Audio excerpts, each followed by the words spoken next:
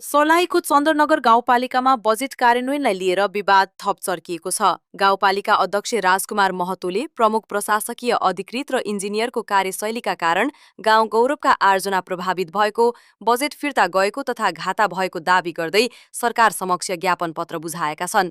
तर यसैबीच सामाजिक सञ्जाल र स्थानीय तहमा भने अध्यक्षको दावीमाथि नै प्रश्न उठ्न थालेका छन्।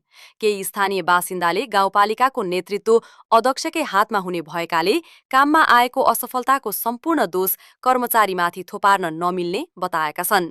एक स्थानीयले सामाजिक सञ्जालमा लेखेका छन् कि यदि नेतृत्व प्रभावकारी भएको भए कर्मचारीले मनोमानी गर्न सक्ने अवस्था नै आउने थिएन।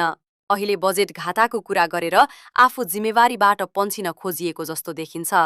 अर्का स्थानीयको भनाइ छ, कमिसन लिनेहरू आज बजेट घाटाको कुरा गरिरहेका छन्।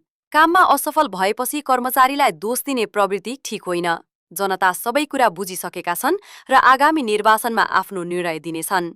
यस्तै केहीले आफै धामी आफै झाँक्री भन्ने उखान प्रयोग गर्दै अन्ततः वास्तविक घाटा चन्द्रनगर गाउँपालिकाका नागरिकले नै बेहोर्नु परेको टिप्पणी गरेका छन्।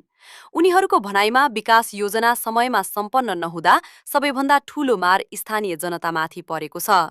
यी सबै आरोप तथा टिप्पणीहरू सामाजिक सञ्जाल र केही स्थानीयले व्यक्त गरेका धारणा हुन्। यता अध्यक्ष राजकुमार महतोले भने कर्मचारीको ढिलासुस्तीका कारण बजेट कार्यान्वयन प्रभावित भएको र त्यसैका कारण क्षतिपूर्ति तथा आवश्यक कारबाहीको माग गरिएको बताउँदै आएका छन्। अब चन्द्रनगरमा मुख्य प्रश्न यही बनेको छ, बजेट कार्यान्वयनमा देखिएको कमजोरीको वास्तविक जिम्मेवार को हो, जनप्रतिनिधि, कर्मचारी वा दुवै पक्ष?